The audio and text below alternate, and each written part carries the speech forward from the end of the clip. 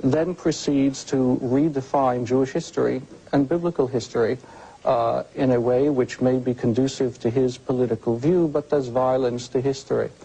He refers to Judaism as originating in Africa, that all of Judaism comes from Africa. The reality of the biblical text, one must merely open it to read, is that Abraham comes from Mesopotamia. He comes from the area which we today refer to as the Fertile Crescent. Indeed, what we refer today as Judaism, the religion of the Jewish people, reached its full maturity not in Egypt, but according to many scholars, after the first exile in 586 BCE back into Mesopotamia. The need to rewrite history of other people in order to create a cultural superstructure for oneself does neither justice to the one whose history is being rewritten, nor the one who pursues the worthy goal of cultural structures. And therefore, to tie it up, we find most disturbing the factual mistakes that are replete in this transcript, but of more compelling concern, the ultimate dual loyalty, genocidal, militaristic implications of the state. Genocidal, you say? In the reference to the biblical genocide, so it appears in the transcript, that is the term that's used, of the children of Israel as they entered the land. I would certainly not subscribe to such a term. The very fact that it does appear attributed to Dr. Ben in the text, we find to be absolutely, again, insulting and unacceptable. All right. Dr. Ben, what is your response? By the way, I have to let the rabbi know I'm much as a Jew as he is. Born of a Jewish mother, a Yemenite grandmother, a Yemenite Puerto Rican mother, Ethiopian Hebrew father, Beta Israel, by the way, they call us Falasha for whatever their reasons. Thus, I am as much a Jew as the rabbi or the grand rabbi in Israel, any of the grand rabbis in Israel. Is the rabbi stating here that in the book of Genesis, there is no mention of the extermination, and I use the word genocide, of the 7 tribes of the Amalekites, the Hittites, the Moabites, the Jebusites? He in his own statement stated that this is ameliorated somewhat in the book of Samuel. Everybody saw that. But the book of Samuel doesn't change the book of Genesis. And we remember that Genesis wasn't written first. It was Exodus. It's at the Council of Jamia that they decided to write Genesis. Next, since there is no Jewish race, you know, you have Indian Jews from India, from Kashim Jews, look like any Indian. You have ourselves from Ethiopia. By the way, the rabbi wouldn't forget that it says Moses married the daughter of the high priest of Ethiopia, or Cush. Being a rabbi, he will know this. Second, moreover, about the bar mitzvah, and I went through one like the rabbi went through one at around the same period of time, is the rabbi saying that the bar mitzvah is not a commitment to the people? Isn't the Torah demanding? And I am talking about the Talmud.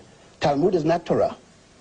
The Torah is supposed to have been written by God or passed down, although it was in fact written at the Sanhedrin. The theory, the mythology, the allegories that it's written by God or passed down by Moses, again is a myth. That's Jewish mythology, because Moses is dead in around 1196 before the Christian era, whereas the Sanhedrin doesn't release a thing called the Torah until about 700 before the Christian era, which was written from 700 before the Christian era to 500. It took 200 years. There's a commitment in anybody, that any child that's been bar mitzvah, and when you're talking about circumcision of women, that is strictly Western, and it has nothing to do with orthodoxy. They're using the word orthodoxy to mean something. There's never been a circumcision. It can't be a circumcision of girls. But anyhow, let us continue. The point is that in the bar mitzvah, it commits the boy. Wait, if you commit yourself to the community, there's a call to return to Israel. There's a call that every child, I went through it, that you must come back to Israel. If that isn't a fact, the rabbi can say what he wants. His position of, or the ADL position of fear of this, then let's look at the behavior.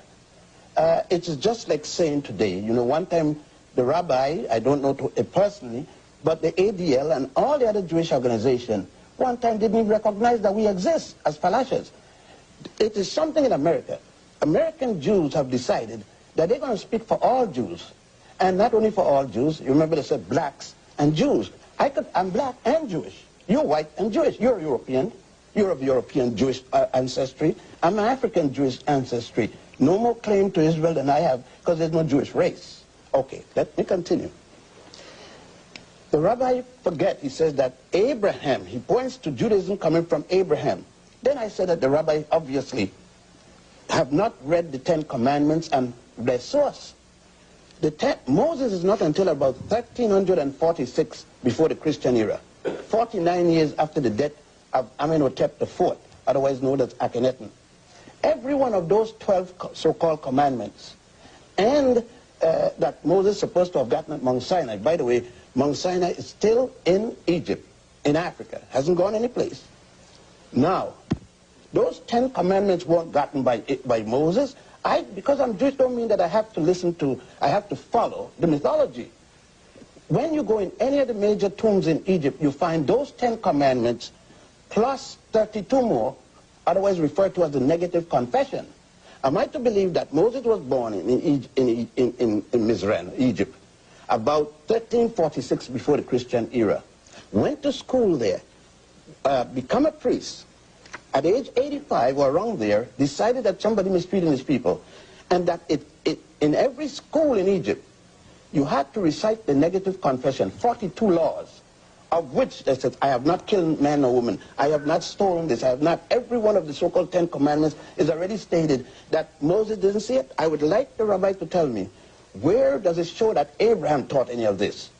I would like the rabbi to tell me, before circumcision in Egypt, where did the Jews have circumcision? They said that Abraham's circumcision is part of what made him Jewish. Then the rabbi must tell me, the worship of the golden calf, which they call the golden calf, is not the worship of Hathor, the goddess Hathor? We could go on down. Well, before we go on, Dr. Lynn, let me just intrude. We do need to take a commercial break.